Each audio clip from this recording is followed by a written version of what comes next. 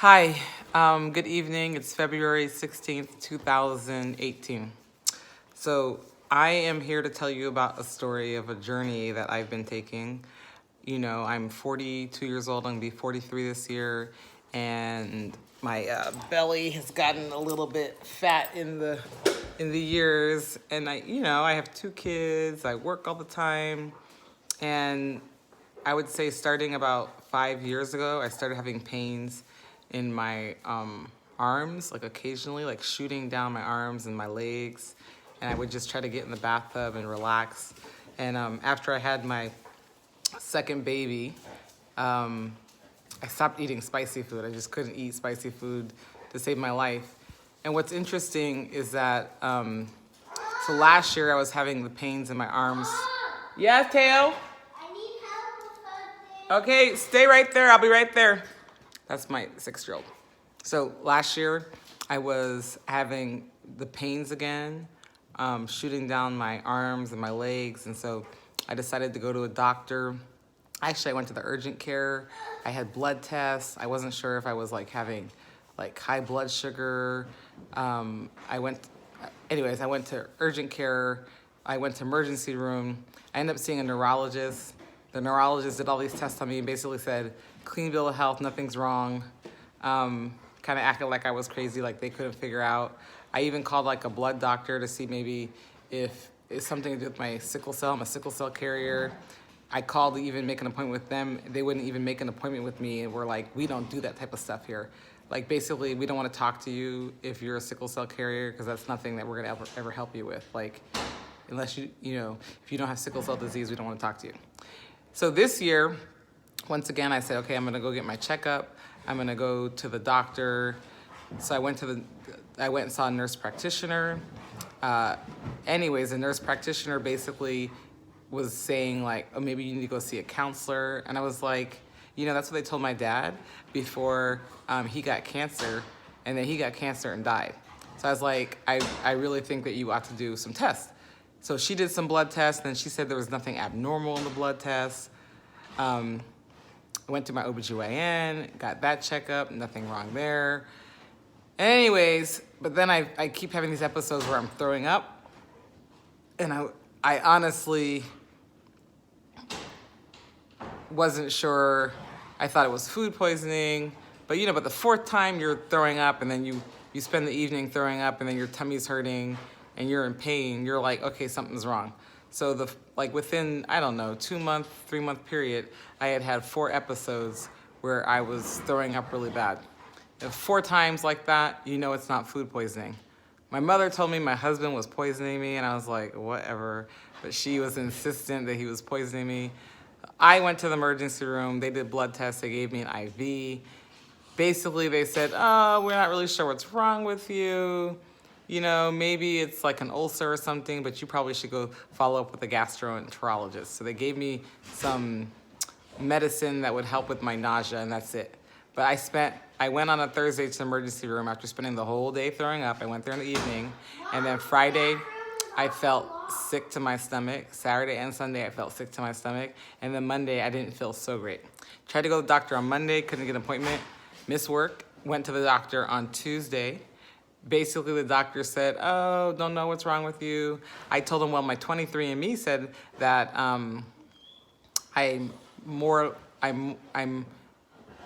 likely to have celiac disease, a slightly increased risk of having celiac disease. And he's like, that's very unlikely. So I was like, okay. Well, he said we should do the endoscopy, where they basically take a camera and put it down your tummy to see what's going on.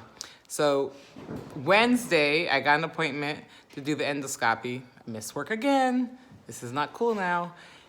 I missed a trip I was supposed to do with the kids. Very, very inconvenient. That's a very quick procedure, though. They put you to sleep like you're knocked out like that, okay? So they put an IV in you, and I'm like, that's burning. And the next thing you know, I'm waking up in the room, and they're like, how are you feeling? And I'm like, oh, fine.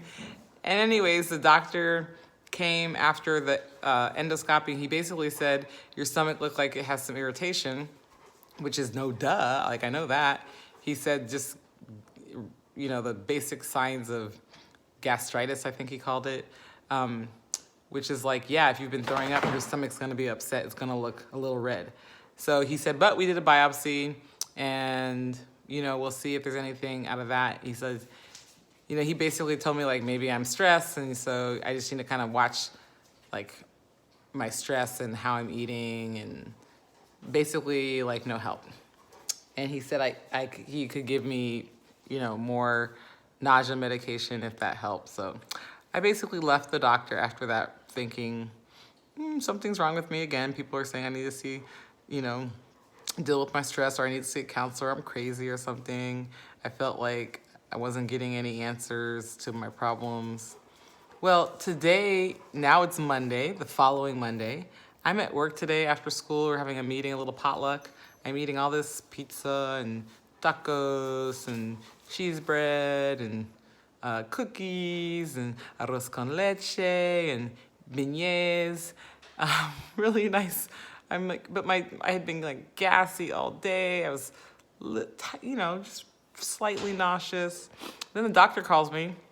I'm messing around, dancing with the kids, and then so I'm like, oh, I better call the doctor back because it's the doctor. They want to talk to me about my test results. So I call the secretary, I call her back, and she basically says, oh, you're showing signs of the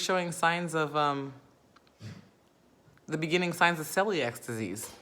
And I'm like, ain't that some, you know what I want to say? Well, that's what I told the doctor in the first place. And so now there's this clarity and everything makes sense. The gas I'm having, the pain in my belly, the nausea, the throwing up, and even that pain that's shooting down my arms, it's all starting to make sense. I'll be there in a minute. Just please be patient. All of this celiac disease, go look it up. The symptoms can vary from person to person, but the long-term effects of celiac disease, there is a long list of things on there, and neurological disorders is part of that. Hi, Teo. You need to get in the bathtub. I need help. Hey, I will be... This. With what, the button? Yeah. Oh, okay, I'm sorry. I'm trying to make my video, so you're gonna have to be a little bit more patient with me, okay? Why is this button so hard to get off? Okay, now go do run the water. I'll be right there. You want to show You want to show them your teeth? Teeth that's missing? Tooth that's missing? You gotta smile. You gotta do a big smile. Okay, now go. Go. I'll be right there. Dogs, be quiet. So now, after I had my baby and me not being able to eat spicy foods, and I'm already lactose intolerant according to 23andMe, and I have been my whole life. But now being super sensitive to not drinking. Like if I eat too much ice cream and things like that, I get kind of icky in the stomach. And now it's all clear, it makes sense, and I feel like all these different issues I've been having, it's all coming together, and now I have an answer. The answer, I don't like it. I mean, you think I don't want to eat pizza? You think I don't want to eat cheese? You think I don't want to be able to eat a waffle? You think I don't want to be able to eat my wheat bread? I mean, I should be able to have a beer every once in a while. Like, all of these things, well, at least I can have wine. But the point is, all these doctors acted like I was crazy. Everybody kept saying nothing's wrong with you. Oh, your blood tests are normal. Oh, it's not celiac disease. That's really rare. Oh, maybe you should go talk to a counselor. Oh, it's probably stress. You should deal with your stress and evaluate that. And now I'm like, there is a biological reason for all the symptoms I've been having. Even me being tired, it's all connected to celiac disease. And on top of that, I'm a sickle cell carrier, and I'm sure that has impacted me as well. The combination, I'm sure, is enough to affect anybody, but it's clear to me that my body's reaction to eating gluten is getting stronger and stronger and stronger. So I'm glad that I pushed myself to go to the emergency room and make that appointment with the gastroenterologist, and to follow through and say, hey, I like to have you look into a little bit deeper and do whatever tests you can do to answer my questions. And I just want to say to all of you, Black women out there who maybe you are having some types of issues and they're unresolved, you're gonna have to push and advocate for yourself to get the answers you want. This has been years where I've been feeling, not on an everyday basis, but often enough I've been feeling pain, and basically nobody wants to listen to me and the pain that I'm feeling.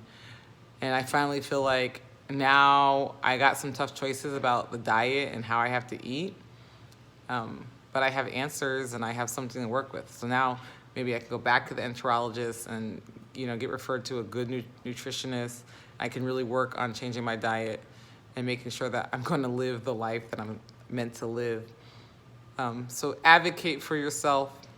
I'm going to definitely follow up with some videos about how I'm doing. Ugh, life without pizza? Are you freaking kidding me? My husband makes waffles every single weekend. I'm gonna have to find gluten-free bread and gluten-free crackers and gluten-free pizza. I've heard you can't get it and taste any good. I'm going to have to think about the foods that I enjoy that I can eat, and think about how I can make those foods even more enticing and delicious, and how I can include my family in those meals. The lunch at school that I get free lunch at school, but that free lunch is useless to me if it's not gluten-free. And honestly, most of the stuff they serve is not gluten-free.